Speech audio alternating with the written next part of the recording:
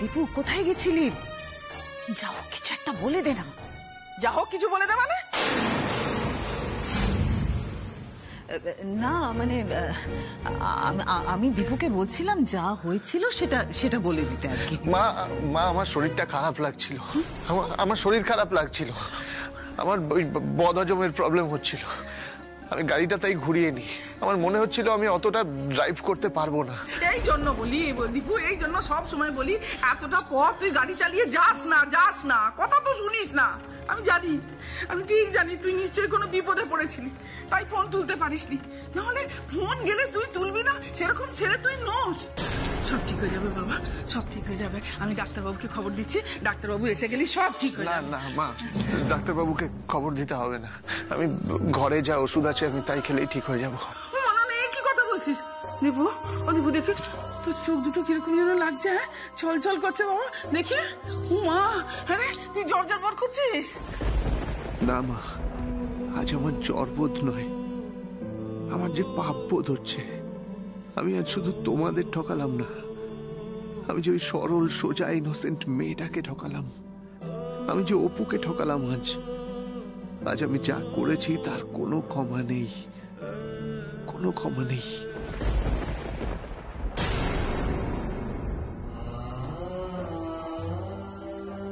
দীপু, তোর চোখে জল কেন বাবা, কি হয়েছে?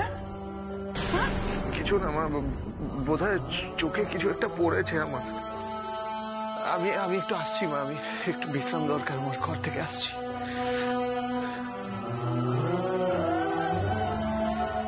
আরে আমার ছেলেটার শরীর বোধহয় সত্যি খারাপ।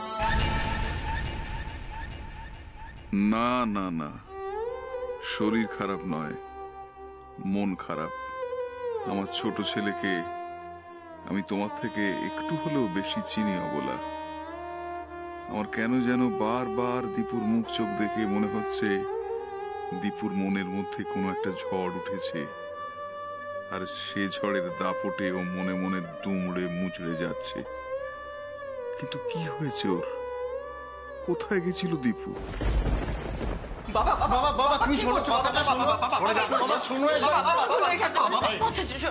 এরকম করো না। জবাব দে, সঠিকভাবে জবাব দে, কোথায় ছিলিস?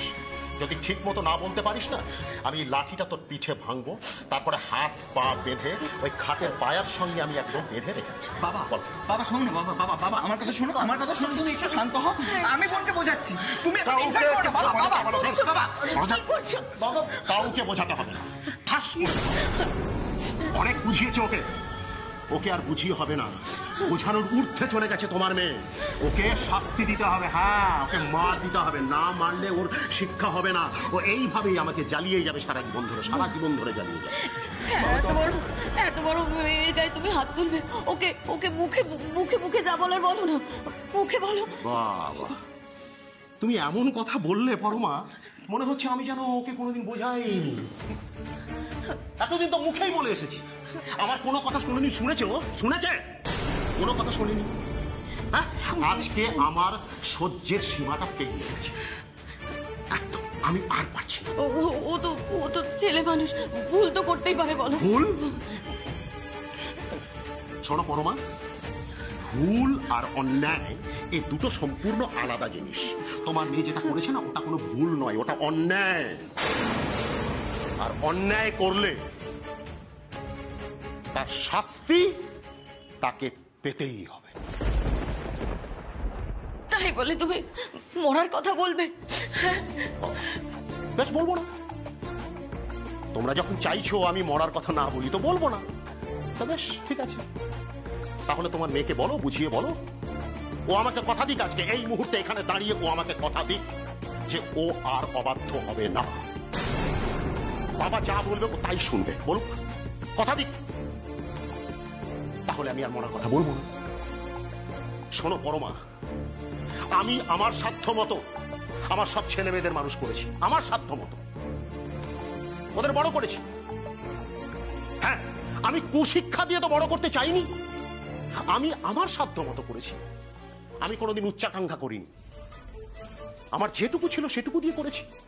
কিন্তু তাই বলে তাদের কারুর জন্যে আমাকে অসম্মানিত হতে হবে, মর্যাদায় আঘাত পড়বে আমার, সেটা আমি কিছুতেই বরদাস্ত করব না। আচ্ছা বাবা বাবা বাবা হ্যাঁ বাবা, একটু তুই একটু শান্ত হ। বাবা বাবা শোনো না। তোরা চুপ কর, সরে যা এখান থেকে, সরে যা, নইলে কিন্তু লাঠির বাড়ি খাবি বলেছি। ওকে এর জবাবদিহি করতেই হবে। বল বল অপু। অপু, আমি জানতে চাইছি, ভালো যদি চাস তাহলে পরিষ্কার করে বল, পরীক্ষা দেবার নাম করে বাড়ি থেকে পালিয়ে কোথায় গিয়েছিলি? কোনো দুষ্কর্ম করে আসিসনি তো?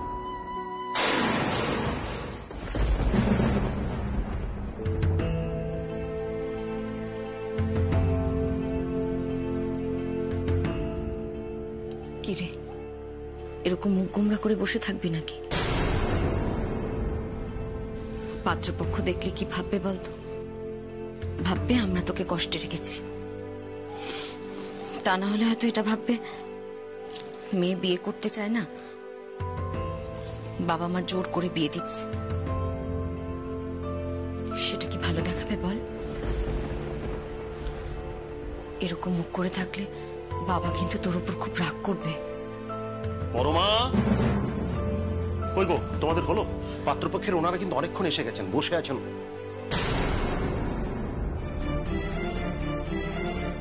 দেখি পরমা, তোমার মেয়ে এখনো এরকম মুখে বসে আছে? হ্যাঁ, তুমি বুঝিয়ে বলনি?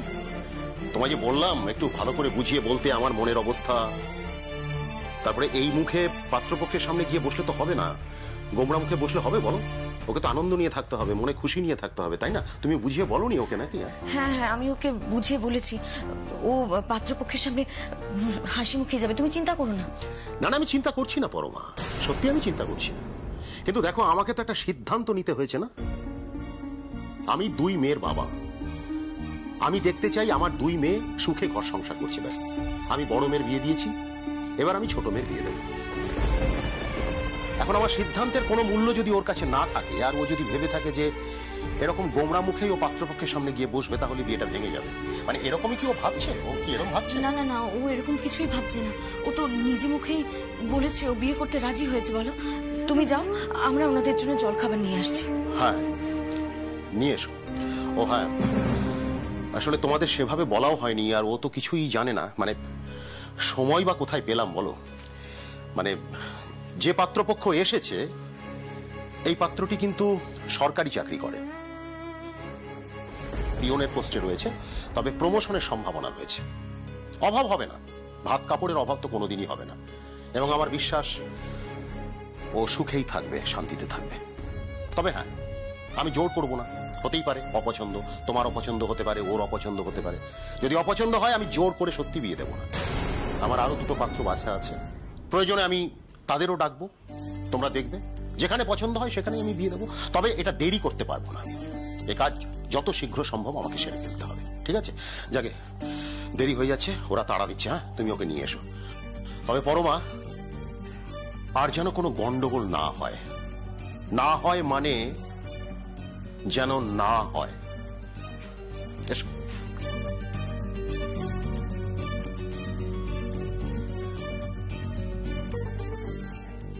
শুনলি তো বাবা কি বলে গেল, কোনো গন্ডগোল যাতে না হয়।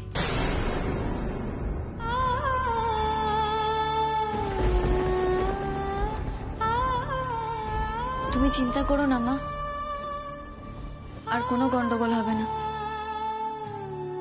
তুমি যাও, আমি এখনই আসছি। অপু, মা, আমায় নিয়ে অনেক নালিশ, অনেক অভিযোগ শুনতে হয়েছে তোমাদের এতদিন, তাই না? আজ আমি কথা দিচ্ছি মা, আমায় নিয়ে আর কোনো নালিশ শুনতে হবে না। এই আমি তোমার হাত ছুঁয়ে কথা দিচ্ছি মা। কোন অভিমান থেকে তুই এরকম বদলে গেলি মা? কার উপর তোর এত অভিমান? কোনো অভিমান নেই মা, তুমি দেরি করো না, না হলে বাবা আবার রাগ করবে। তুমি যাও, আমি আসছি।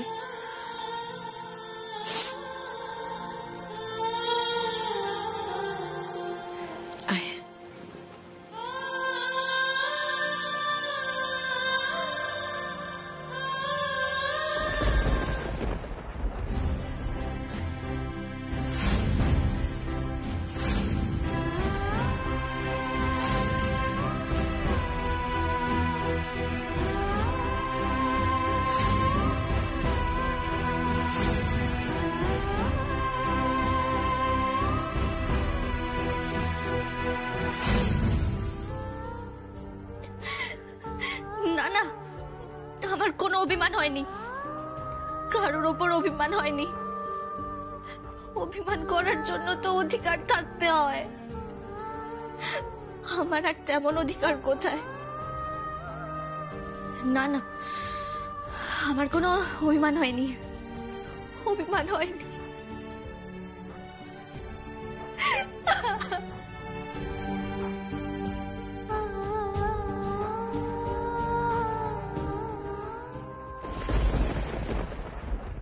অপু, যা মা, বাবা জীবনকে নিয়ে একটু ঘরে যা, তোরা নিজেদের মধ্যে একটু কথাবার্তা বল। হ্যাঁ পরমা, হ্যাঁ একটু দেখো। একটু বুঝে শুনে কথা বলিস শুভ। যাও যাও।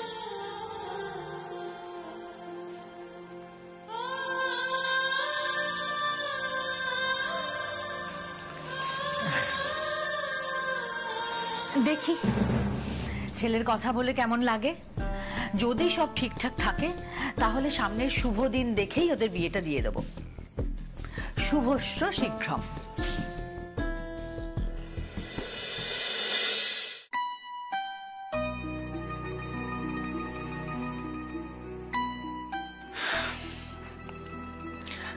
আপনি আমার নামটা জানতে চাইলেন না তো? আমি কিন্তু আপনার নামটা জানি। আপনার নাম অপর্ণা, তাই তো? বেশ, আমার নাম সুমন। আসলে আমি এই প্রথম কোনো পাত্রীকে দেখতে এলাম। এর আগে অবশ্য আমার বিয়ের ব্যাপারে দু একবার কথাবার্তা হয়েছিল, কিন্তু যতবারই কথাবার্তা হয়েছে ততবারই আমার বাবা আর মা সেখানে গেছে। আমি কিন্তু প্রথম কাউকে দেখতে এলাম না। মানে আপনার প্রথম ছবিটা দেখে আমার আপনাকে খুব পছন্দ হয়েছিল, তাই আর কি। আচ্ছা, আপনি খুব শান্ত প্রকৃতির না? মানে খুব কম কথা বলেন না? আমি এতক্ষণ ধরে শুধু আমিই বলে যাচ্ছি আর আপনি চুপ। যাক, ঠিক আছে। বলছি, আপনি পড়াশোনা কতদূর করেছেন? গ্রাজুয়েশন করেছি। কোন বিষয় নিয়ে? বাংলা। বাংলা অনার্স। তো পড়াশোনা শেষ করে কি চাকরি বাকরি করার ইচ্ছে আছে? না মানে দেখুন, এখনকার মেয়েরা তো পড়াশোনা শেষ করে চাকরি করতে চায় না। তো আপনারও সেরকম কোনো ইচ্ছে আছে নাকি? আপনি আমার গাড়িতে করে লুকিয়ে চলে গেছিলেন। আপনার বাড়িতে পৌঁছে দেওয়াটা আমার দায়িত্ব ছিল। আমি আমার দায়িত্ব পালন করেছি। আজ আপনার জন্য আমার এতদিনের দেখা স্বপ্ন ভেঙে চুরমার হয়ে গেল। হ্যালো, কি হলো? বলছি, আপনি কি চান? আপনি কি চাকরি করতে চান? না, আমি চাকরি বাকরি করতে চাই না। এরকম কোনো ইচ্ছে আমার মধ্যে নেই, আর এরকম কোনো ইচ্ছে আমার মনে কোনোদিনও ছিলও না। বেশ, মানে চাকরি করার ইচ্ছে ছিল না মানে সেটা ছিল নাই থাকবে তো? কখনো চাকরি করার ইচ্ছে আবার মনের মধ্যে আসবে না তো? বললাম তো আপনাকে, আমার চাকরি করার কোনো ইচ্ছে নেই। আচ্ছা, তাহলে এতদূর পড়াশোনা করলেন কেন? বাবা পড়িয়েছেন তাই।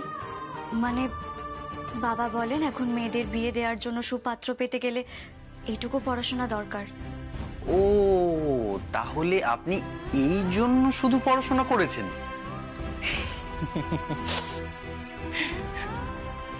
আপনি হাসছেন কেন?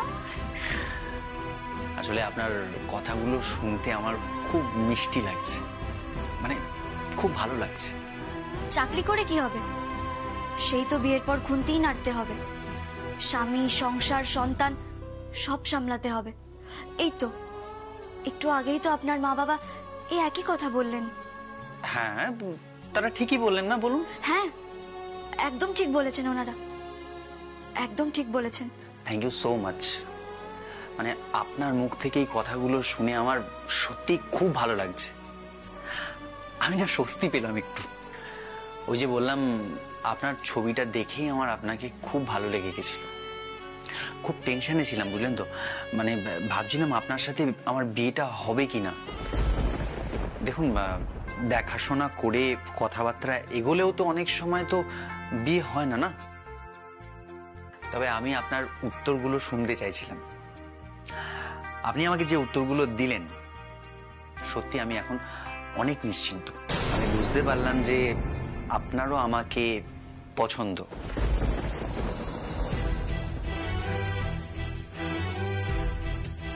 তাহলে আমি ও ঘরে যাই, ও ঘরে গিয়ে বাড়ির লোককে বলি যে আমাদের বিয়ের তারিখটা ঠিক করতে। হ্যালো ম্যাডাম, আমি ও ঘরে যাই, সবাইকে বলি যে আমাদের বিয়ের তারিখটা ঠিক করতে।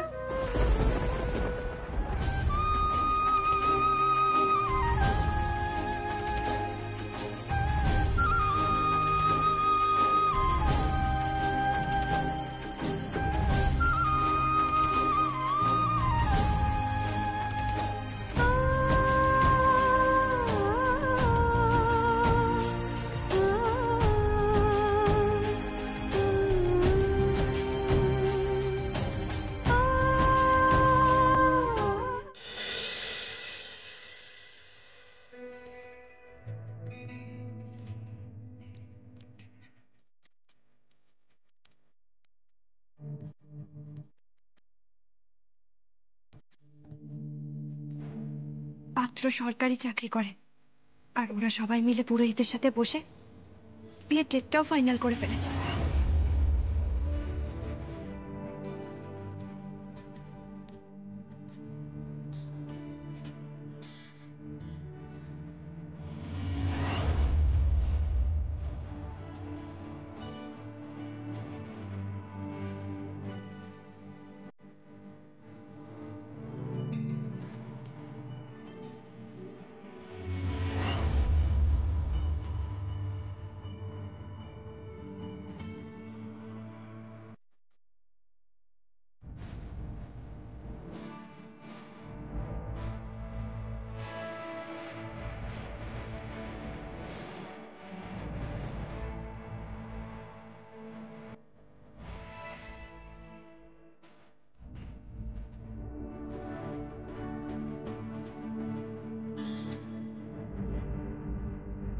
আপনাকে বিশ্বাস করে আমি ভুল করেছি। I hate you Dipu Babu, I hate you.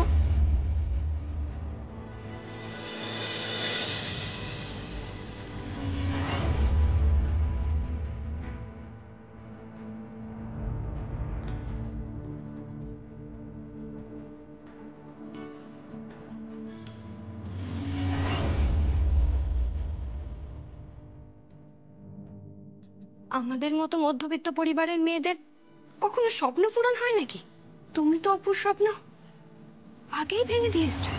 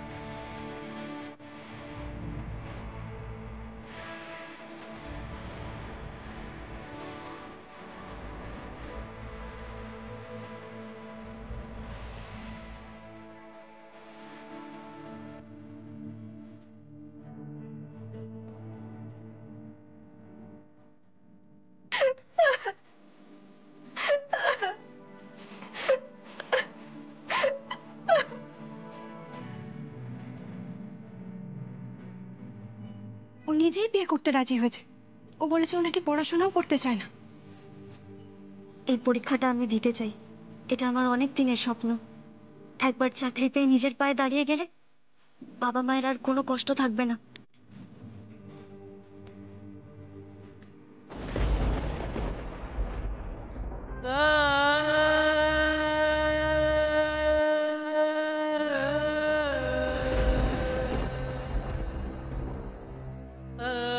ওটা দীপু না?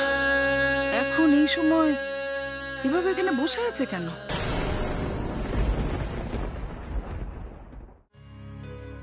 অপুটা কি ঘুমোয়নি? মেয়েটা আমার এত বদলে গেল কি করে? অপু ঠিক আছে তো?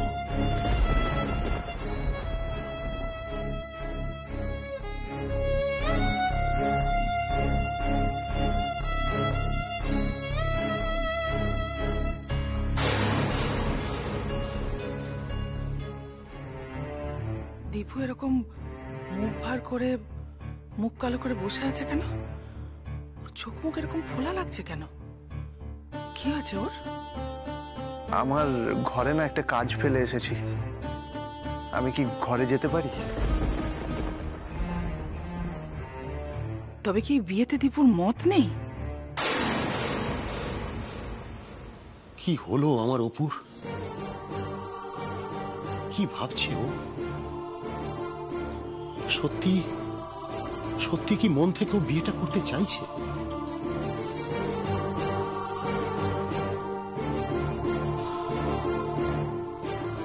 অপু, মারে, আমি তোকে ভালো দেখতে চাই, তোকে সুখী দেখতে চাই। আমি তোর বাবা, তোর ভালো চাই মা। আমি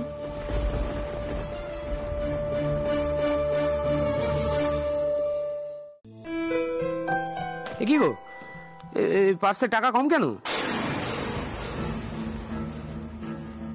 টাকা কম মানে?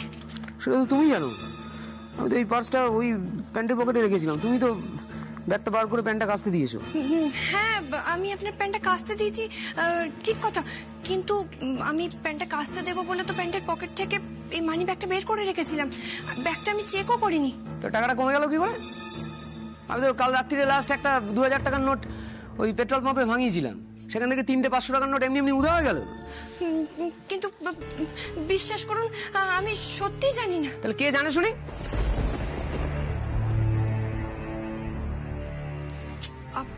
আপনি কি ভাবছেন বলুন তো? টাকাটা আমি নিয়েছি? কি জানি, আমি তো নিজে চোখে তোমায় দেখিনি, তোমায় তো আর দোষ দিতে পারি না, তাই না? হতেই পারে তোমার বোনের সামনে বিয়ে, হয়তো টাকা পয়সার দরকার, কেনাকাটি করবে। তোমার বাবারও বলিয়ারি যায়, বড় মেয়ের বিয়ে হলো কি হলো না, একবার ছোট মেয়ের বিয়ে লাগিয়ে দিল। এদিকে সারাক্ষণ একটা গোবেচারা মুখ করে ঘুরে বেড়াচ্ছে, কন্যা দায়গ্রস্ত বাবা বাবা মুখ করে। তোমার বাবার কি কোনো গুপ্তধন বা খাজানার খোঁজ জানা আছে নাকি? জানো কিছু? না তো। আপনি হঠাৎ এভাবে কেন কথা বলছেন? আছে আছে, নিশ্চয়ই আছে, তুমি খোঁজ নিয়ে দেখো, নাহলে আর এতগুলো টাকা পরপর জোগাড় করছে কি করে? না না, আসলে কি বলুন তো, খুব ভালো পাত্রের সন্ধান পাওয়া গেছে। পাত্র সরকারি চাকরি করে, তাই বাবা দেরি করতে চায় না, যত তাড়াতাড়ি সম্ভব আমার বোনটার বিয়ে দিয়ে দিতে চায়। সাবাস, একেবারে সরকারি চাকরিওয়ালা পাত্র জোগাড় করে ফেলেছে। যেই একটা সৎ পাত্র দেখেছে অমনি একটা খপ করে পাকড়াও করে ফেলেছে। বড় মেয়ের বেলা এরকম একটা কোটিপতি বিজনেসম্যান জামাই, ছোট মেয়ের বেলাতেও একটা সরকারি চাকরিওয়ালা জামাই। তোমার বাবা কিন্তু এলেও আছে, খুব বুদ্ধিমান লোক। না না, আপনি এমন ভাবে কেন বলছেন? আপনার হয়তো আমার বাবাকে বুঝতে ভুল হচ্ছে। আমার বাবা কিন্তু একজন অত্যন্ত সৎ মানুষ। বাবা কখনো কারোর ক্ষতি চায়নি, কখনো না। আচ্ছা, আপনি বলুন না, বাবা হয়ে যদি চেয়েই থাকে যে মেয়েকে একটা ভালো পরিবারে বিয়ে দেবে, সুপাত্রের হাতে মেয়েকে তুলে দেবে, সেটা কি খুব অন্যায়? বাবা, বাবার নামে কিছু বললাম কি বললাম না তা করে ফোঁস করে উঠছো। তোমার বাবা কি আদৌ ছোট মেয়ের বিয়ের টাকাটা জোগাড় করতে পেরেছে নাকি অন্যরকম কিছু ভাবছে? কি আবার ভাববে? এইটাই ভাববে যে বড় মেয়ের এইরকম একটা বড় লোক বাড়িতে বিয়ে দিয়েছি, এবার বড় লোক জামাইয়ের কাছে এসে গলায় গামছা নিয়ে কাকুতি মিনতি করে হাত জোর করলেই হয়তো ছোট মেয়ের বিয়ের টাকাটা টপ করে জোগাড় হয়ে যাবে। এরকম ফ্যাল ফ্যাল করে তাকিয়ে থেকে কোনো লাভ নেই। এরা পরিষ্কার কথা বলছি, শুনে রাখো। তোমার বাবা আমার কাছে এসে হাতে পায়ে ধরলেই কিন্তু আমি টাকাটা দিয়ে দেবো না। যদি সেরকম কিছু ভেবে থাকে তাহলে কিন্তু সেই গুড়ে বালি। না না, আপনি চিন্তা করবেন না, আমার বাবা এখানে সাহায্য চাইতে আসবে না। আর আর আপনিই বলুন না, বাবা হয়ে কি মেয়ের শ্বশুর বাড়িতে কেউ সাহায্য চাইতে আসতে পারে? ন্যাকামি করছে। এদিকে আমার পকেট থেকে 3টে 500 টাকার নোট উধাও হয়ে গেল, সেটা বুঝতে পারছো? তো গরিব বাড়ির মেয়েদের নিয়ে এক সমস্যা। এই নাও তোমার চা। এক কাপ চা আনতে গিয়ে রে। ও সেজে বৌদি, সেজদা বাবু জামা কাপড় কাচতে গিয়ে প্যান্টের পকেট থেকে এই 3টে 500 টাকার নোট পেয়েছি, এই নাও।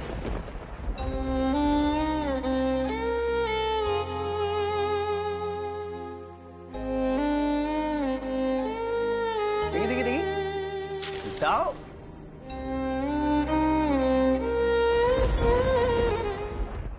ভাগ্যিস তুই প্যান্টটা জলে দেওয়ার আগে পকেটটা চেক করেছিলি, কিন্তু সেই প্রয়োজনও মনে করেনি।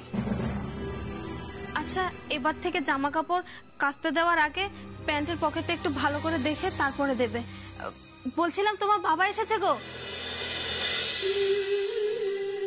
বাবা এসছে? হ্যাঁ গো, নিচে বসার ঘরে বসেছেন আর তোমাকে ডাকছে।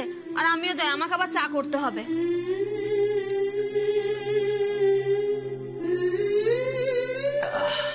কি আমি যা যা বললাম সব মিলে যাচ্ছে তো?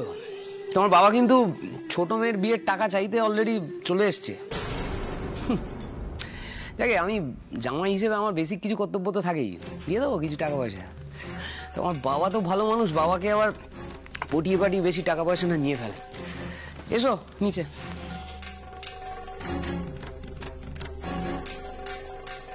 তোমার বাবা কিন্তু ছোট মেয়ের বিয়ের টাকা চাইতে অলরেডি চলে এসছে। তোমার বাবা তো ভালো মানুষ, বাবাকে আবার পটিয়ে পাটিয়ে বেশি টাকা পয়সা না নিয়ে ফেলে। এসো নিচে।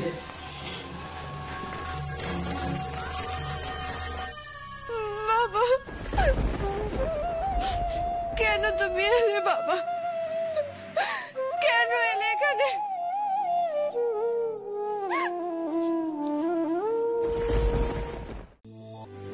বোঝে না সে, বোঝে না, বোঝে না সে, বোঝে না, বোঝে না সে, বোঝে না, বোঝে না সে, বোঝে না, বোঝে না, বোঝে না, বোঝে না, বোঝে না, বোঝে না, বোঝে না। পায়ে স্বপ্ন স্বপ্ন লগ্নে তার অন্য অন্য ডাক নাম, তাকে নিত্য নতুন যত্নে কে সাজায়। সব স্বপ্ন সত্যি হয় কার, তবু দেখতে দেখতে কাটছি আর হাঁটছি যেদিকে আমার দু চোখ যায়। বোঝে না সে, বোঝে না, বোঝে না সে, বোঝে না, বোঝে না সে, বোঝে না, বোঝে না সে, বোঝে না, বোঝে না, বোঝে না, বোঝে না, বোঝে না, বোঝে না, বোঝে না।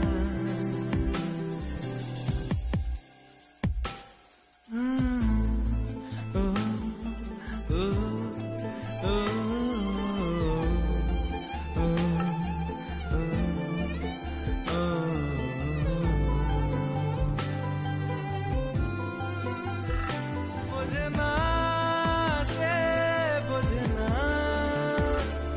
বোঝে না সে, বোঝে না, বোঝে না, বোঝে না, বোঝে না, বোঝে না, বোঝে না, বোঝে। অপু, আই অপু।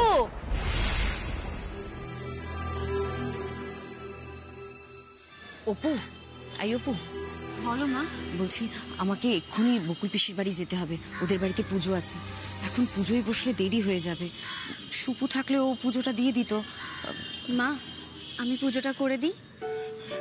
হ্যাঁ হ্যাঁ, তুই পুজোটা তাহলে দিয়ে দে, আমি আসছি। কেমন মা? হ্যাঁ বল। আমি তাহলে সবজিগুলো কেটে রাখবো? আমার রান্না তো হয়ে গেছে, শুধু ভাত বসানো বাকি। ভাতটা আমি বসিয়ে দিই? তুই বসাবি? না বাবা, তোর তো অভ্যেস নেই, আবার যদি হাতে মারটার পড়ে যায় তখন কি হবে? তাতে কি হয়েছে মা?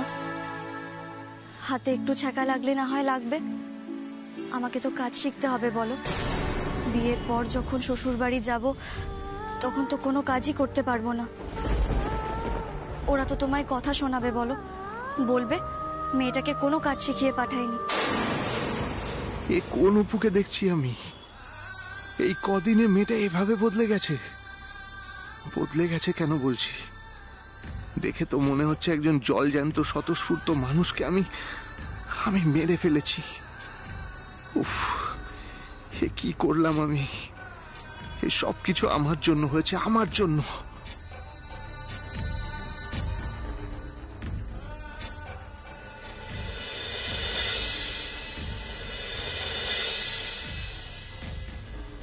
শোন না অপু, বলছিলাম যে মা তুমি চিন্তা করো না, তুমি যাও, আমি ভাত বসিয়ে দিচ্ছি সবার জন্য। বাবার জন্য কি দুমুঠো চাল নিয়ে নেব? বাবা তো আবার দুপুরবেলা এসে ভাত খাবে। কি জানি, বুঝতে তো পারছি না। শুভর শ্বশুর বাড়িতে গেছে, ওখান থেকে সোজা বাড়িতে আসবে না আরো কোনো কাজ সেরে আসবে, কিছুই তো বলে যায়নি। ওই বাড়িতে তো তোর বিয়ের কথাটাও জানাতে হবে, আর তোর বিয়ের আগে শুপুকে যে নিয়ে আসবে সেটাও তো অনুমতি নিতে হবে, তাই না? তুই বরঞ্চ একটা কাজ কর, তুই বেশি করে চাল নে, যদি এসে খায়, কেমন? আমি আসি, হ্যাঁ?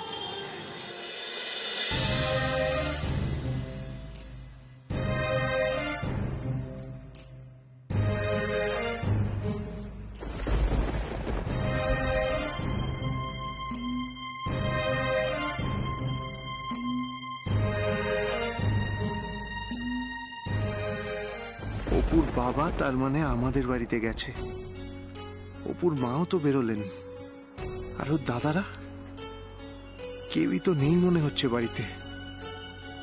তার মানে অপু বাড়িতে এখন একা।